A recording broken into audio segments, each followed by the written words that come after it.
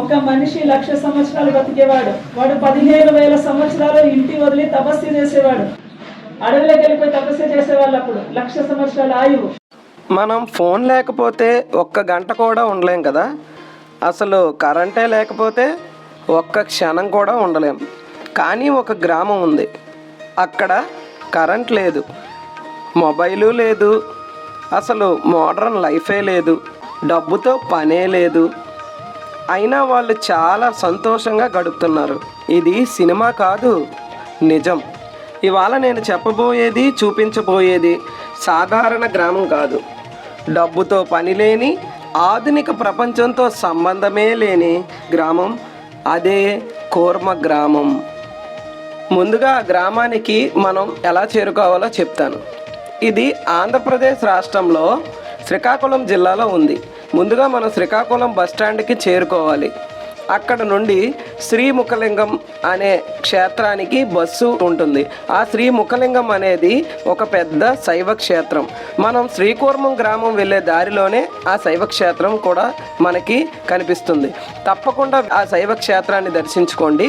అక్కడ నుండి కూర్మ గ్రామానికి మనం వెళ్ళడానికి దాదాపు 7 కిలోమీటర్లు ఉంటుంది. 7 కిలోమీటర్లు మనం వెళ్ళడానికి ఎటువంటి బస్సు సదుపాయం ఉండదు. సొంతంగా మనం ఏదైనా వాహనాన్ని అక్కడ రెంట్కి తీసుకొని వెళ్ళాల్సి ఉంటుంది, లేదా సొంత వెహికల్లో వెళ్ళడం ఇంకా మంచిది. అక్కడ రోడ్డు కూడా అంతగా బాగోదు. మీరు వీలైతే సొంత వెహికల్లో వెళ్ళడానికి ప్లాన్ చేయండి.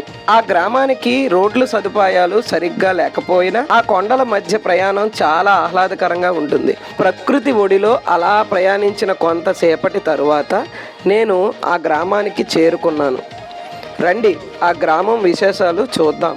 అక్కడ జీవించే వారి నిత్య వైదిక జీవనం, విద్యుత్ని ఎందుకు వినియోగించటం లేదు, మొబైల్ ఫోను ఎందుకు వాడరు, ఇలాంటివన్నీ విషయాల గురించి ఈ వీడియోలో చెప్తాను. స్కిప్ చేయకుండా చివరి వరకు వినండి. అంతకన్నా ముందు ఈ వీడియోకి ఒక లైక్ చేసి సపోర్ట్ చేయండి.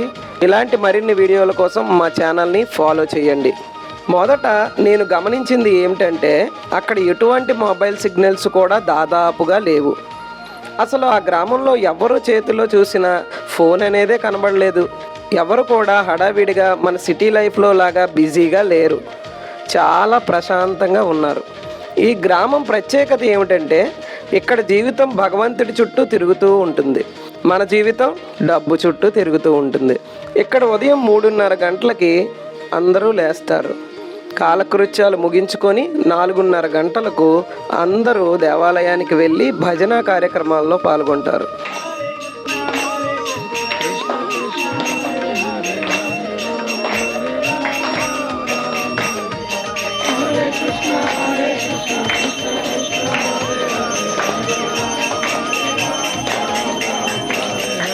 దాదాపుగా ఇక్కడ ఒక 20 కుటుంబాల దాకా నివసిస్తూ ఉన్నారు. వీళ్ళందరూ కూడా చాలా ఉన్నతమైన స్థితి నుండి ఇక్కడికి వచ్చిన వాళ్ళే. మంచి మంచి ఉద్యోగాలు, లక్షల్లో జీతాలు, విదేశీ యానాలు మానుకొని ఇక్కడ ప్రకృతి జీవనాన్ని గడపడానికి వచ్చిన వారే. 4:30 గంటలకు భజనా కార్యక్రమం ముగిసిన తర్వాత వారికి కేటాయించిన విధుల్లో వాళ్ళు వెళ్ళిపోతారు. ఇక్కడ విచిత్రం ఏంటంటే వాళ్ళు పండించిన కాయగూరలు వాళ్ళే తినడం, వాళ్ళు స్వయంగా తవ్వుకున్న చెరువులలో నీళ్లు వ్యవసాయం చేసి పంటలు పండించడం, వారు తయారు చేసుకున్న నేసిన బట్టల్ని ధరించడం అంతా మనకి వింతగా ఉంటుంది. స్వయంగా నువ్వులు పండించి ఆ ఎద్దుల సహాయంతో గానుగను తిప్పుతూ పూర్వపు పద్ధతిలో ఉపయోగించిన నూనెను తీసి వాళ్ళు వంటల్లో వాడుతారు. కొండలపై నుండి వచ్చిన నీటిని సేకరించి స్వయంగా చెరువులు తవ్వుకున్నారు. ఆ చెరువులు చూడండి ఎంత నిండుగా ఉన్నాయో.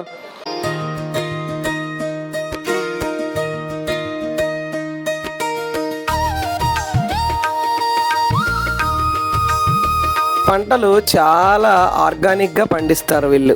అక్కడ నివసించే ఒక వ్యక్తిని మీకు డబ్బుతో పని లేదా అని నేను అడిగాను. అతను చెప్పిన సమాధానం వింటే మీరు ఆశ్చర్యపోతారు. అతను నాకు ఏం చెప్పారంటే, మీరు వచ్చే దారిలో నుయ్యిని చూసారా అని అడిగారు. చూసామండి, అక్కడే కాలు కూడా కడుక్కున్నాం అని అన్నాను.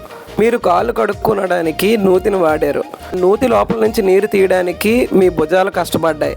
అంటే మీకు శారీరకంగా ఒక ఎక్సర్సైజ్ అయ్యింది. అంతేకాకుండా ఒక ట్యాప్ పెట్టామనుకోండి, ట్యాప్ ఓపెన్ చేస్తే ఒక క్షణంలోనే వాటర్ వస్తుంది. కానీ మీరు ఆ వాటర్ వేయాలి అంటే ఓవర్ హెడ్ ట్యాంకర్ ఉండాలి.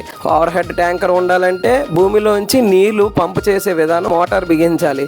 అది విద్యుత్ అవసరం. ఆ విద్యుత్ ఉన్నది అంటే నెల వచ్చేసరికి విద్యుత్ బిల్లు మనం కట్టాలి. ఇప్పుడు నూతిలో నీళ్లు మేము తోడటం వల్ల విద్యుత్ బిల్లు మాకు అవసరం లేదు. అంటే ఆ విద్యుత్ బిల్లు లేనట్లయితే మాకు డబ్బుతోనే పని లేదు. చాలా హుషారుగా అతను చెప్పారు. అది విని కొంతసేపు నేను అలా నించునిపోయి ఆలోచనలో పడ్డాను. నిజమే కదా వాళ్ళు చెప్పింది అనిపించింది. వాళ్ళ ఆస్తి ఏంటో కూడా నాకు వివరించారు. అవేంటో తెలుసా? ఆవులు, ఎద్దులు. ఇవి ఉంటే జీవితం సాఫీగా సరిపోతుంది. భగవంతుడు మనకు కావాల్సినవన్నీ ఇచ్చాడు. మనం కోరిక అనే వ్యసనంలో పడి కొట్టుకుంటున్నామని వాళ్ళు చెప్పారు. ఆవు ఉంటే పాలు, పెరుగు, నెయ్యి స్వామి ప్రసాదానికి సరిపోయినంత వ్యవసాయాన్ని చేసి స్వామికి నివేదించి మేము తినవచ్చు. ఎద్దులు మాకు వ్యవసాయం చేయడానికి ఉపయోగపడతాయి. ఇంతకన్నా మాకు ఏ ఆస్తి కావాలి అని వాళ్ళు నాతో అంటే నాకు చాలా ఆశ్చర్యం వేసింది. కుటుంబాలతో కలిసి జీవనం సాగిస్తున్న వాళ్ళందరూ కుటుంబాలకి వేరేగా ఇల్లు నిర్మాణం చేసుకున్నారు. అదే విధంగా బ్రహ్మచారులు ఉండటానికి వేరేగా నిర్మాణం చేసుకున్నారు. అంతేకాకుండా మనలాంటి వాళ్ళు ఎవరైనా వెళ్ళాలి, ఒక 4-5 రోజులు అక్కడ స్టే చేయాలి అంటే దానికి కూడా ప్రత్యేక గదులు ఉన్నాయి. ఈ గ్రామంలో ఉండాలంటే వాళ్ళు చెప్పిన ఆచారాలు పాటించవలసి ఉంటుంది. ముందుగా వాళ్ళని సంప్రదించిన తరువాత మనం వాళ్ళ దగ్గర 4-5 రోజులు స్టే చేయడానికి అవకాశం కుదురుతుంది. అక్కడ విద్యార్థుల కోసం వేద పాఠశాలలు ఉన్నాయి. మనలా స్కూల్స్ లేవు. వాటిలో వేదము, భగవద్గీత, రామాయణం, భాగవతం ఇలాంటి దైవ గ్రంథాలను మాత్రమే వాళ్ళు బోధిస్తారు. ఇక్కడ పాఠశాలలే కాదు, కళాశాల కూడా ఉంది. ఆ కాలేజీలో వాళ్ళకి బ్రతకడానికి చేతి వృత్తులు, జీవన విధానం నేర్పిస్తారు. అంతేకాకుండా గృహస్థులకు, బ్రహ్మచారులకి వేరే వేరే గృహాలు కూడా ఉన్నాయి. ఎవరైనా సాధువులు వస్తే ప్రత్యేక గదులు కూడా ఇక్కడ ఉన్నాయి.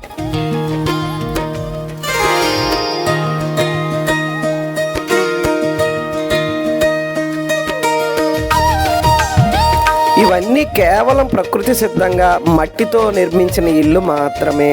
ఆధునిక ప్రపంచానికి దూరంగా ప్రశాంతంగా జీవించే వీరి విధానం చాలా అద్భుతంగా ఉంటుంది. వీళ్ళ ప్రార్థనా మందిరం చాలా అద్భుతంగా ఉంటుంది. వాళ్ళ పెంకుటిళ్ళ మధ్యన కరెంటు లేకపోయినా సరే చాలా వెలుగు ఉంది. అది ఎలా సాధ్యమైందంటే ఆ పెంకుల మధ్యన అద్దాలు లాంటివి పెట్టారు. డైరెక్ట్గా సూర్యుని కాంతి లోనకి ఉదయం పూట వస్తుంది. రాత్రి అయితే నూనె దీపాలతో నివసిస్తూ ఉన్నారు. ఎటువంటి పొల్యూషన్ కానీ, ఎటువంటి రేడియేషన్ కానీ అక్కడ ఉండటానికి ఆస్కారం లేకుండా చాలా సరళమైన పద్ధతిలో వైదిక జీవనం వీళ్ళు గడుపుతున్నారు. దూరంగా ప్రశాంతంగా జీవించే వీరి జీవన విధానం మీకు ఎలా అనిపించింది? మిమ్మల్ని ఇక్కడ విడిచిపెడితే ఉండగలరా? తప్పకుండా కామెంట్ చేయండి. ఇలాంటి మరిన్ని సనాతన ధర్మ వీడియోల కోసం సనాతనం నిత్య నూతనం ఛానల్ని ఫాలో చేయండి, లైక్ చేయండి, షేర్ చేయండి, సబ్స్క్రైబ్ చేయండి. జై శ్రీరామ్.